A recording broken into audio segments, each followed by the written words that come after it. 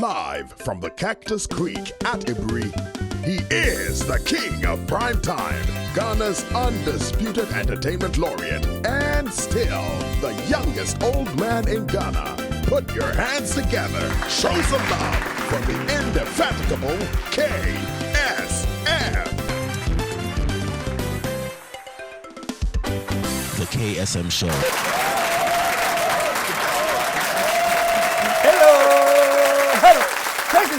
Check this out, folks. I have been doing this show since 2002. Let's just say 22 years, eh? Even my crew here, most of them were not born. But you know why I'm saying this? This show has been on there for 22 years, but every now and then I meet a guest that I call captivating. And today's guest is one of them. And I'm glad that not today, but this month is International Women's Month, because we're going to celebrate this woman who is extraordinary. By the way, she's from Ghana, and she runs the marathon, and we're going to be talking to her because she has run almost every marathon in this world. Show some love, man! Paris, UK, US, she'll be telling us all about it, but she's here with us today. How lucky are we to have her on International Women's Month? So we're going to take a short commercial break. When I come back, I'm going to introduce my guest, Nana Serwaa. Put your hands together. We'll be right back.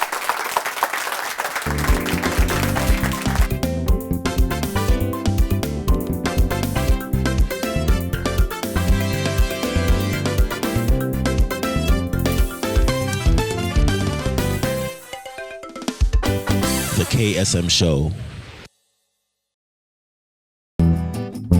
Is it the luxurious rooms?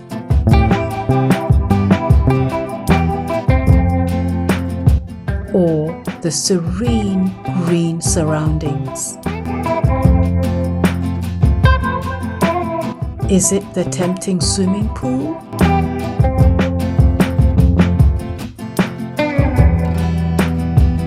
Or the classy conference room? Or the cute gift shop?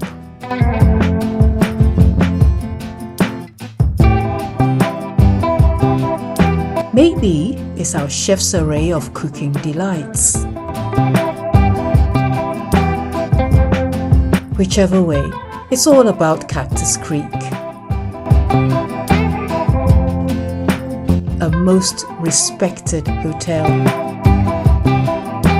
055 039 5007.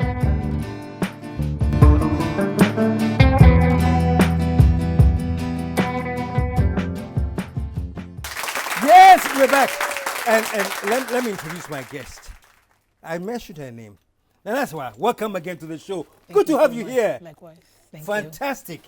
You have done so well. Are you aware, by the way? you.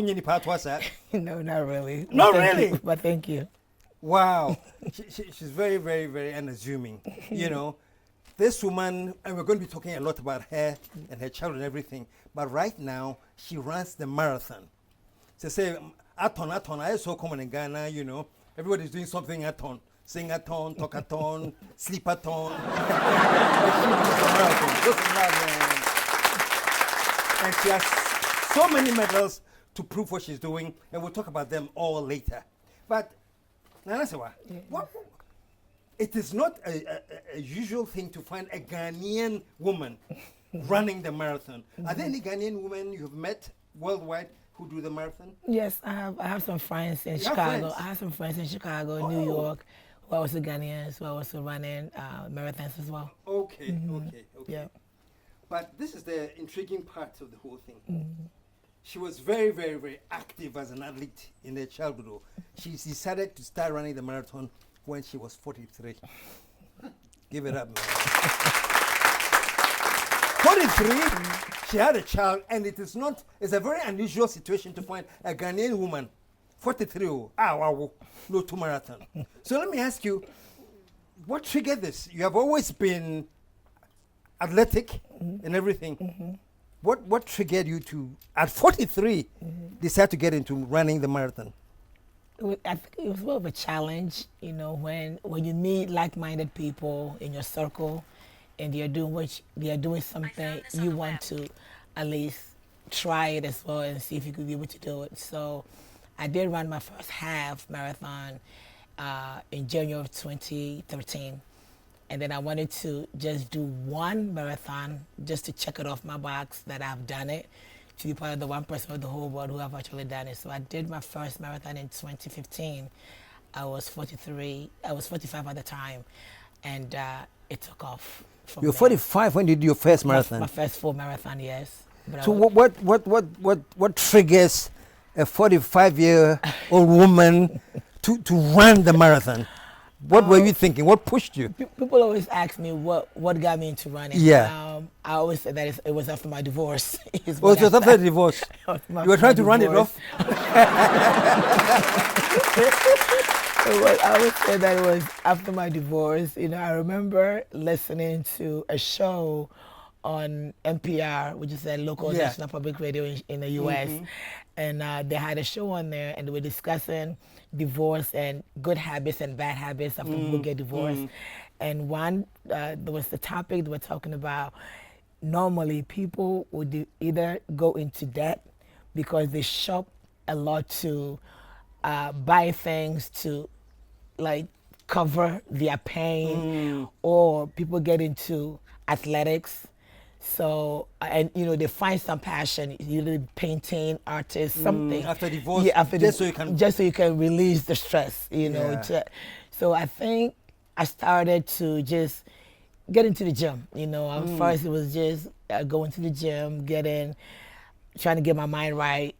And then it went from the gym. I joined a fitness club. They started having run-ins there. I joined it, but I was still not a runner until I met Black Girls Run, and it just took off from there. Wow. So I think my divorce got me into being fit, getting into fitness, and then other factors came in and got me more into running. Wow. Yeah. Wow. Just a quick second, folks, and all you women out there. I'm not hoping you get divorced, but I'm saying, in case it happens, you see what happened here? Show some love, man. Wow, but that's so interesting. Yeah. So that was part of the recovery process? Yes, for me, yes. For you? Yes. And you've ended up now as really a renowned, worldwide known marathon runner. Yeah, now. Yeah. After finishing the 6. Some Yeah. information on you. I think you have run 41 half marathons. Yes, I have. And 19 full marathons? Yes, I have. Can you explain to us first, what is a half marathon? So a half marathon is 13.1 miles. 13.1 miles. Which is what, 21.2 kilometers of running. Oh. And then the full marathon is a 42.2 kilometers or 26.2 miles. 26.2 miles? Yes. Running? Just running. Wow. And so in total, I would think you've done 60 marathons. About. Yes. Wow. Yeah. And you have a daughter? I do have a daughter. I have a 20-year-old girl. 20? A 20-year-old daughter. Wow, yes. wow. Is she going to be getting into running as you do? Does she accompany you when you... She has done one half marathon with me when she was 10. When she was 10, and she has not done anything. Nah, this she's no done. me. This for mommy. No, she says it's not for her. Well, what I really want to understand is that you, for full time, you work as a health project manager. Yes, I am. In health technology. Yes, I am. What exactly do you do? So I'm a project manager by profession, but I am in healthcare. Oh, in healthcare. In healthcare, yes. So I provide, when I say health technologists, I provide technology for medical staff to do the work they need to do for their patients. Yeah, so it could be anything about implementing EMR for my clinic or a hospital or something. Yeah. So that's what you do full time. That's what I do full time. Okay. Yes. Now I'm getting to the part where I understand how you combine that with the running, because I know marathon running takes a lot of preparation. It does. I mean, tell me a little bit about what it takes. So it does take a lot. It is a lot of work. It's between 18 to 22 weeks of training. 18 to 22 weeks of training. Yes.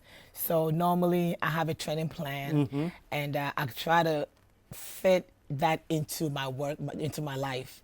So running is not what I do full time. I don't get paid to run. So my job is being a project manager. So how I need to try and incorporate my running to fit my work style. So normally my day starts about 5:30 in the morning. I'll get up. I'm out on the trail by 6:30, and I'll do whatever miles. And normally, if I'm doing short distances or tempo runs, I'm in my neighborhood, so I'll run in my neighborhood. If I'm doing long runs, then I'm usually on the trail or on the streets. So it depends on the mileage that I'm doing on each day. But you have a training plan that you follow. Not only training plan, your diet. It's all encompasses in how to be at your best performance. So you work with a coach? I don't. You don't? No, I don't have a coach. Who developed the training plan? You just... I have, there's so many things you can find on internet, on the internet, yeah. So, but I do have, I use Peloton. I don't know, it's a new bike. So they have a training plan that is normally for beginners, but you can level it out for someone who has run a marathon before. So that gives me the schedule and the discipline to follow. So you program it for marathon, yes, and it will guide you correct, through. and it will guide me, just to give me the mileage. If I want to make a certain time, it will tell me how many miles I need to run a day. What is the pace I should be running for me to be able to train my body to fit that race that I'm running. Speaking of running, you've always been not an athlete or athletic. Have you always been into... as a kid, I ran when I was young here in Ghana. At my old alma mater, Demonstration Primary in Akropong, I did track and fields back then. You went to Demonstration Primary in Akropong? Yes. Show some love for Demonstration. that's your alumni. Yeah. Wow. That's right. That's where I started. That's when you started. That's where I started. So you can imagine back in the day, we ran in the fields with no shoes, no nothing. Yeah. It was just they'll give you a school uniform, and I ran. I did 100, and then I did 4x100. And I was always the anchor for that. But I said when I migrated to the U.S., I played soccer in high school, but I didn't really run that much track. A little bit of track, but more soccer than track. Okay, yeah. Let's go way back a bit. Childhood, running. I can imagine back then for ladies, ampe was the thing. It was. Were you into ampe or you wanted to go run? It was more gota. You play gota with the boys. And with the boys? And chaskele with the boys. You play chaskele with the boys? With the boys, yes. And I think I read somewhere that your mom describes you as the son she never had or something like that. She has 3 daughters. And she has 3 daughters. She has 3 and you daughters. were the son. I am the second one. You're the So she always says that I'm the son she never has. You're the son she never had. Yes. Wow. So while I'm now the yes. What did they call you then? Well, Ghana, they call you by your last name, in school. So they call you by my last name. They call you by my last name. Yeah. They didn't give you any nicknames or anything like that? No. Wow. Oh, but I don't know about gota to gota. Back in the day. You guys, were you old enough to remember gota to gota? Oh, that is fantastic. Yes. That is fantastic. And at what point did you go to the U.S.? Your parents were there? My parents were there, yes. Yes. My parents left in the 70s for the U.S. and I joined them in 1985. You joined them in 85? Yes. Oh, wow. And when you joined them, when was the last time you had seen them before you joined them there?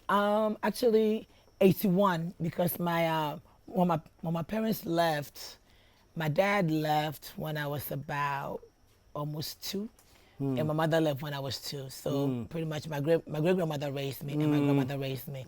But I saw them in 81 when they came for my grandfather's funeral. Okay. My father's funeral. Okay. That was the first time I met them. Yeah. So I'm choosing transition, leaving Akropong, you were in Akropong then, and you joined them in Illinois? In Chicago. In Chicago? Yep.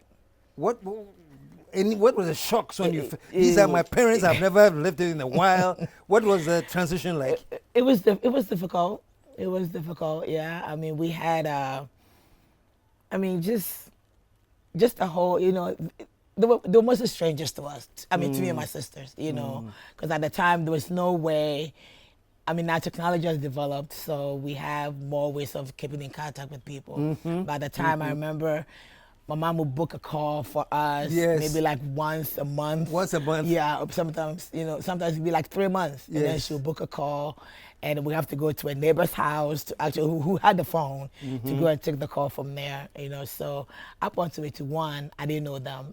My grandmother was always the mother that we had. But I know that at Christmas, Easter, I always have new clothes. So I remember that. Yeah. Wow. So joining them finally. What was the relationship like? Did they have to warm up to you, or? I think it was both. Yeah, Okay. them warming up to us, me and my sisters, and we warming up to them as well. Yeah, So it definitely was a challenge. Yeah, there was a challenge. Yeah. So you left from Akropong. Akropong. And of course straight to Chicago. Straight to Chicago. Straight to Chicago in October. What was your first culture shock? The weather. The weather. The weather for sure. Yeah. The weather. Yeah. Wow. My first culture shock was similarly when I seeing the sun is up and it's cold. I'm like, how is that possible? To have the sun on and it's still extremely cold. How long did it take you to finally adjust and be comfortable? I'm now with my parents, and we have rebonded. I mean, I think it took a while. I was already a teenager. I was 14. And as a teenager, you know everything but know nothing, right? So that part, then you have a little bit of freedom here. My dad was very strict. What did he do? My father worked for Chicago, the Cosmopolitan Chamber of Commerce in Chicago. Okay. They help small businesses, write grants and stuff to get money for just as small businesses. Yeah, so that's what he did. Yeah. And your mom? And my mom was mostly not a stay-at-home mom, but she worked for a Stanford corporation. It was they make, I don't know if you've ever seen a Sharpie pen. Yeah, that's where she worked. Yeah. And your siblings? I have 2 sisters. On my mother's side, I have 2 siblings, and then on my father's side, I have 6. Yeah. So I mostly grew up with my mother's, my mother's siblings. Yeah, that's who I grew up with. Yeah. Where's everybody now? Both my sisters are in Chicago. Okay. I have a brother in Dallas, and I have brothers in Kumasi. I have sisters in Kumasi. Yeah. So do you go to Kumasi when you come to Ghana? For sure. Yeah. Yes. It's on the itinerary. I see them when I'm here. Yeah. Great. Well, we're talking to Nana Serwaa, who runs the marathon, and we're going to take a commercial break in a few minutes. When we come back, we are now going to go into more of the running that she's done. All these medals, man. We're going to go through all these medals and see what she has been able to accomplish as a runner. And one of the greatest pictures I've seen of you, you say that once you have jollof at the finish line, something funny like that. What was it? So normally on the days of the races, people write different placards on the race to encourage. And when I ran New York, my cousin Nana Serwaa wrote that plaque for me at mile 23. And I didn't even know she was flying to New York. I get to mile 23, and here she was with the plaque saying she was saying that you can run faster because the jollof rice at the end of the finish line. Yes, yeah. Show some love, man. And on that note, we'll take a commercial break. When we come back, let's find out more about what the whole thing means to be a marathon runner and what she has done for Ghana. Stick around. We'll be right back.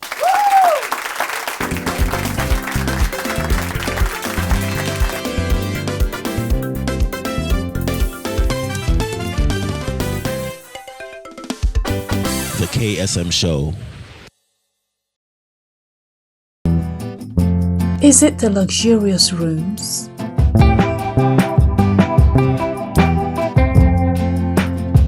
Or the serene green surroundings? Is it the tempting swimming pool?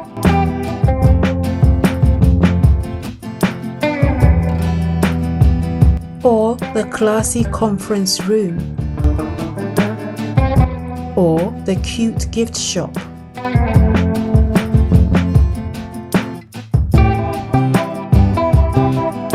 Maybe it's our chef's array of cooking delights.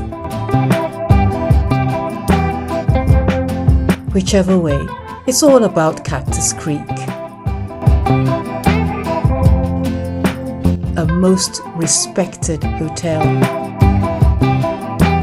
055 039 5007.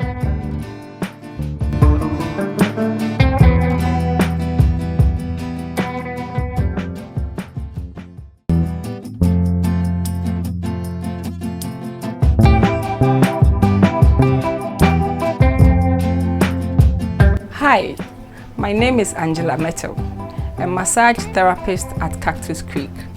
My job is simply to pamper you with the 3 R's, to relax you, to revitalize you, and to rejuvenate you. Come and let me pamper you. We are offering a 10% discount off on all products and services, including spa, to all women during the month of March. 055 039 5007.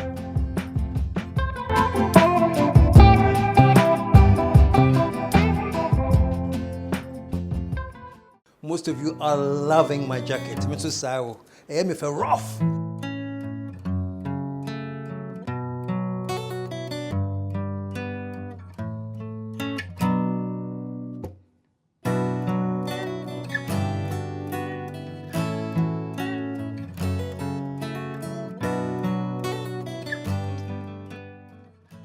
The jacket is provided by CSM Essentials. So if you want some, this is the number to call. 0247 661983. So call CSM and get yourself a pretty decent jacket.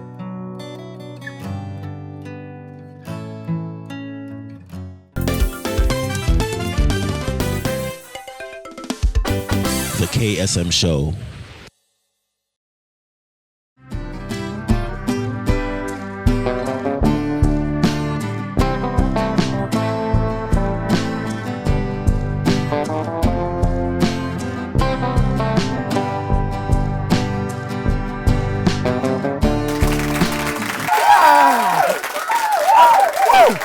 That was so cool. That was so cool. But before I even ask you any question, I want the people to take a look at this nice little picture.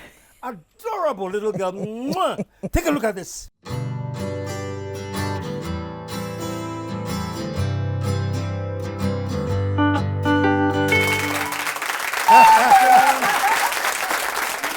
you remember when you took this picture? No, I do not. You didn't? No, I have no idea. But I know that my grandmother probably has something to do with it. But I just, because we've seen the footage of the amount of stuff you've done with running and everything, and I was like, wow, to think that this is where it all started. This little girl standing here somewhere in a cropon, grew to become this. Yeah. Wow. What is the toughest part, if any, of the preparation to be a to run the full or even the half? It's always the training, because normally the training is the hardest part. The race day is a celebration, you know. Yeah, it's just the race day is you're showing up. You're gonna have thousands and thousands of people out there doing the same thing, having the common goal, you know. But the training part is always the toughest. But it's lonely. You do it on your own, you know, especially if you don't have a trainer. You know, you are training by yourself. You are getting out. You know, if I have a 20-mile training day, I'm at the door at least by 5:30. You know, to depend on what race I'm doing. You know, you could be training in the summer, you could train in the winter times. You know, so it depends. It depends. Yeah. Now you've done all your training all of you have gathered. How many people are like that? Thousands of you? How many going the run? So Tokyo was the last race that I did last Sunday, the March 3rd. Tokyo had. Oh, that was recently. Yeah, Tokyo had 47,000 participants 47,000 from all over the globe. From all over the globe that flew into Japan. Okay, so you trained and you're feeling fit and you're ready. So you now go to the starting line. There are 47,000. What is going through your mind? Start and finish vertical. That's it. That's always the goal. Wow. Get to the start line, run your race, trust your training, and stand up vertical when you finish. Wow. Yep. Wow. Yep. And has there been any occasion when during the running you're like, oh, this is getting tiring. Can I just take a minute or two to break or something like that? Or So- you've been forced to break? Yeah, so within your race, you can stop, you can walk. People do walk, you know, but a race like Tokyo was very hard. It was hard for me. I was going in there nervous for that race. Why? Because one, I flew over 17 hours to get to Tokyo. Right, so your body has to adjust to the times there, and then Tokyo has 9 checkpoints where you need to beat that time or they will actually run you off the course. On the run? They will pick you from the course if you don't make the time. Then they take you out? They'll take you out. You know, because it will tell them that you will not be able to finish it. So they will take you off the course. So I was very, very nervous. And I remember so I started off really fast. From my 1 through 16, I wanted to be fast so that I could be at least an hour and a half ahead of what my time should be so that I could finish. So by the time I got to mile 17, I was exhausted. And then 2, I didn't have my own nutrition because normally I train with a certain type of nutrition. So when I go to a race, I have my own nutrition with me.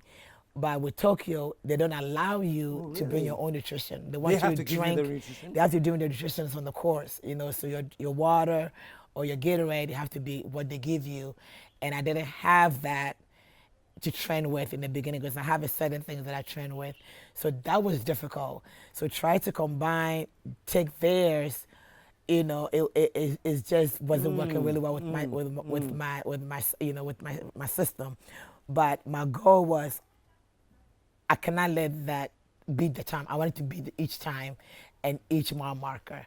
You know, so by the time I got to mile 17, I was exhausted, but I had enough cushion to be able to finish it, so I could really relax and not be at a faster pace. You know, and then but you can. I mean, we have porta potties on the course. You can stop, use the bathroom. All of those things are available. So it's not. You don't have to. If an elite runners out the way, even for them, some stop and get water. You know, some stop and use the bathroom if you have to. You know, so. You know, we do all that, but it depends on what time you're trying to make, you know, and the time that you want to make for yourself. And think about they are monitoring the runners to see whether you make certain time. Yes. How do they monitor 47,000 people? So you have a chip, you know, you have a bib, you know, they give you a bib with your number, and within that bib is your, you know, it's a chip, your timing tracker that tracks, you know, you as a person. Oh, so while running. So while you're running, they know who you are, they know each marker, they have different place where, you know, you will step, so you cannot like cut corners or anything. Yeah, you can't do that. Yeah. So they can tell. They can tell. Yeah, because there are certain marks that you have to hit, and you have to be there because your foot will hit that plate, and it will register you that you've gone through here.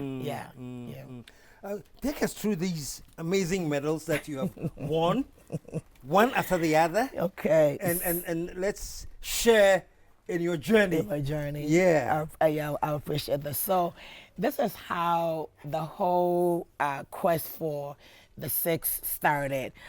This is the Chicago Marathon in 2017.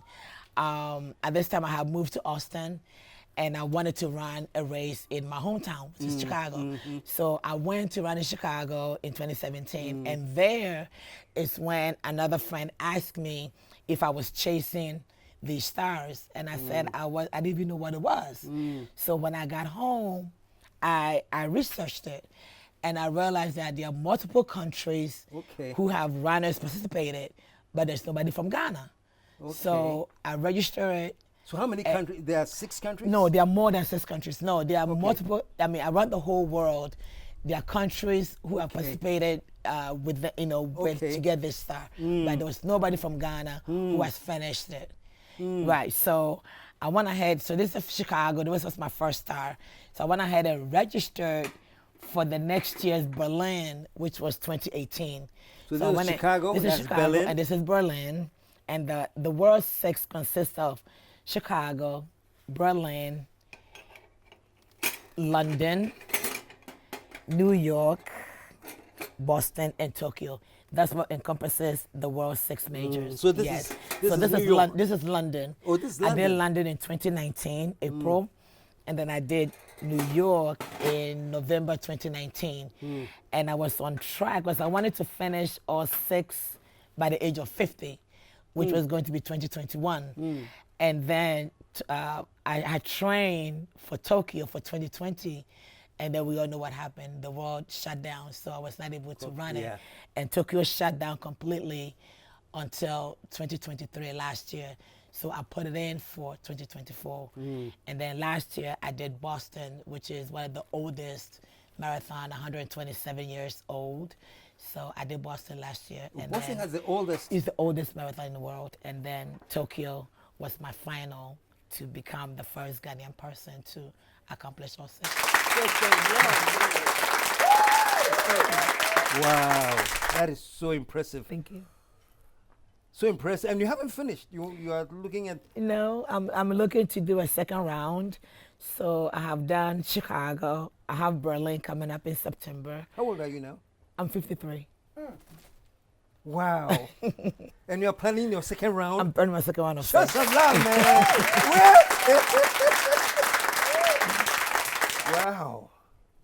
And what does your daughter feel about mommy running? She thinks I'm crazy. She thinks you're crazy. I'm crazy. Yeah. My whole family thinks I'm crazy. They all think you're crazy. Your mom thinks you're crazy? She does. Wow. My goodness, look at all those medals. So what kind of satisfaction or gratification do you get? Are you running that? I've made the point. I'm the first only woman in Ghana to have done this. What's the end goal? What is the inspiration? Well, the inspiration is to inspire other women, girls to also be able to do the same thing. Inspiration is how it's all about health, right? So I didn't start off to be the first to do this. It was more for my own health, my own, psyche, my own mentality, mental, fitness. So how do we use this platform now to leverage for sports for women? There are a lot of, right. I didn't even realize that there were the African Games happening this week. The African Games or something. Somehow I thought that's why you're coming to Ghana. Maybe there's a run or something. No. I didn't even know about it. So I met people on my flight here, and then that's when I found out about it. And I saw a lot of girls coming to compete in different sports. Some said, I spoke to a lot of them at the airport and also on the flight, and they were here for fencing and other things. So I want us to, I would like Ghana to focus more on women's sports. I want Ghana to have trails, where people can actually go and run. We can't always come to Eburi and run the hill here in Eburi. We can't always do that. So what other areas can make available for people to actually go? And the funny thing, even with Eburi, it's not like a dedicated trail. It's not. Just shared with the cars and everything. Which is really not a safe place to do. But how do we leverage more for women's sports? How do we take women's sports more seriously, in Ghana? Yeah. What are your ideas? For example, sadly, the only sport that we recognize is soccer. I know. And even soccer, the women's soccer doesn't have the kind of attention that it needs or deserves. Yeah. It's all about the men's soccer. Yeah. So coming from the US now, running all this marathon, being the sports woman that you are, or sports person that you are, what are your suggestions? What is your initial reaction to everything? I mean, it is, the women's sports around the world, around the globe, are not taken serious. It's only recently, really? It's only recently that the NBA in the US have advocated for more pay, for them to be able, I mean, it's just only recently, maybe about less than 10 years ago, when they started showing the women NBA sports on TV. They didn't used to show it on TV. When March Madness comes around, it's more focused on the men than it is on women. But now, the women are starting to get, equal footing and, equal pay. Still behind in the pay, but it is better than what it was before. I know the women, the U.S. women's soccer team has won more championship than the men's soccer team, but yet still, they are always lagging in pay. So the same thing goes for the sports here in Ghana. We need to be our own advocate. We need to speak for ourselves and demand what we know that is due us. Because nobody's going to give it to us. We have to actually go for it. Thank you so much. Yeah, show some love, show some love. So, are there things that you can think of doing to help with this drive? So, is my uncle. Okay. And when he came on the throne, You're a princess, eh? when he came on the throne in 2020, I was, unfortunately for me, I was here stuck with COVID. So I worked as his PA, for about 8 months before I went back to the States. Okay. And some of the initiatives that we've been trying to put together is women and girls focus, and he has a foundation that is focusing on women and girls education, so it needs to start from the elementary, girls in sports. How do we encourage more girls to get into sports? I remember back in the day, if you were a girl and you were in sports, they have names for you, more than dodo, those type of stereotypical words are not encouraging. When somebody has a talent, we need to harness it and we need to bring it out and see where they can take their talent instead of trying to dim their life. So we are bad man. No, let's encourage them. So I am happy to have the conversation with anybody who is willing to have it of how do we broad women's sports, girls sports, start from the school. From the beginning, what do you see in someone? What do you see in a girl? Schools. You have schools with no sports facilities. How do you go and you have students playing sports, running, no shoes, playing sports with not the proper fit for it. My daughter used to play soccer. You have to have shin guards. You have to have the proper soccer shoes. As parents. And in Ghana, I know it's difficult in Ghana, but how, the government has resources for so many different things, but it feels like when it comes to women and girls, sports, there's always, it's not enough. There's nothing there, so we need to do better. So you're actually advocating that more attention is paid to women in sports. And okay. And apart from running and the marathon, what's your favorite sport? I do like soccer. Soccer. I do like soccer. I do like American football. I like I like track and fields a lot. Okay. So who do you root for American football? Denver Broncos has always been my team. Yeah, so it's still Denver Broncos. Though they haven't been in the Super Bowl in so long. It's still my team. Do you have any team in Ghana? Well, it's always the almighty team, right? It's still the Black Stars. Win or lose, we day. It's still the Black Stars. Win or lose. Do you follow the Black Stars? It's for the culture, yes, I do. Yeah, when they go well, when they are playing well, but it could be disappointing. And win or lose, we day. But what is your general impression and assessment of the Black Stars? Well, for me not to be too political, because I think what I see for the black side, I think it's too political, for one. Because we do have general talent within teams within Ghana that we can pull from to make the team here. But for some reason, we always want to pull teams because they're playing for a European team or let's just say outside of Ghana, you know. But I am sure. So you have the feeling that the local within Ghana here, the local teams have enough talent. Yeah. To really. Yeah, because I mean, in the U.S., people when you make a national team, you pick from the teams within the U.S. It's how you make a national team. So what is wrong with the talent of the teams that we have here in Ghana? What do we pull from that pool? And then if we have other nationals, Ghana nationals from outside, I don't know. Why do we always focus on the teams? Outside, yeah. Right. Why is that? Is it because we don't have proper training for our teams here? Is that what that is? I don't know. Yeah. I'm not such a big on soccer either, but I think once you pull somebody and they're outside and they're playing with, what are the names? Chelsea and Barcelona, whatever. Real Madrid. That's how much I know. But when they're outside and they're playing and there's so much attention on them, you know, then even us here know them.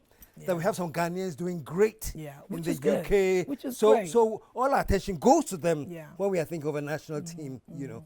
And those here, I don't know whether it's because it's not enough publicity on them or whether they haven't upped their game to get that level of publicity yet. That I don't know. Okay. Yeah. Yeah.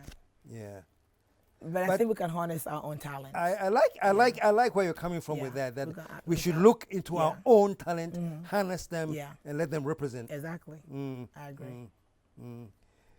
If there's going to be a group of women to set up a running, what was that in the US that they joined? Black Girls Run. Black Girls Run.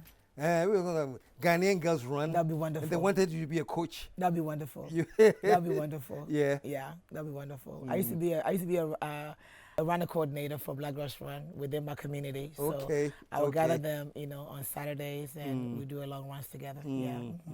Wow. Nana, thank you so much. Thank you so much for having me. You've done so well. Thank you. All these medals, and it's a Ghanaian woman. Yeah. And I guess the last question would be, you've gone to America, you are like now a Ghanaian, an American. Are you a Ghanaian born American or American born Ghanaian? I'm a Ghanaian American. You're a Ghanaian American. But your pride in Ghana and flying the flag is so strong. Yeah. Why? This is home. This is home. Yeah. Show it's some always love. gonna be home. So welcome home. You've done extremely well, and I'm so happy that March, which is a celebration of women, that we get a chance to celebrate a great Ghanaian woman and who have done some fantastic things for this country. All I can say is well done. Thank you. Do you have an age that you think at that point you would quit, or you're just going till your next? Oh, I'm still going. You're still going. Oh yeah, because I meet older men. I meet people on the trail on race days who are 80 years old still running. So Really? I'm still going. Yeah. Definitely not Ghanaian.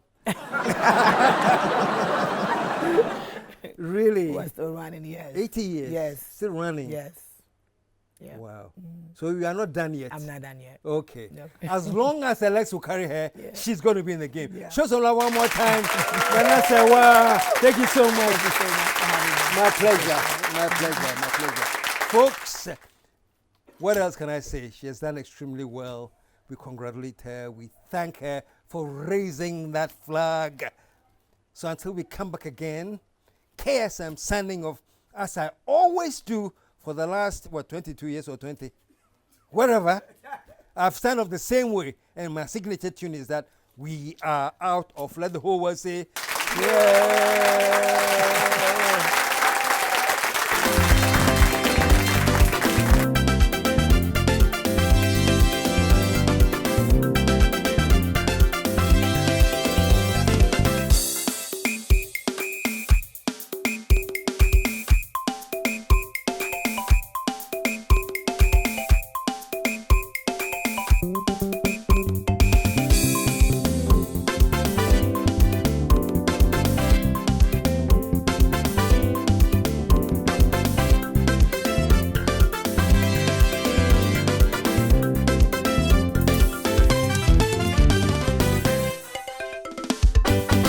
KSM Show.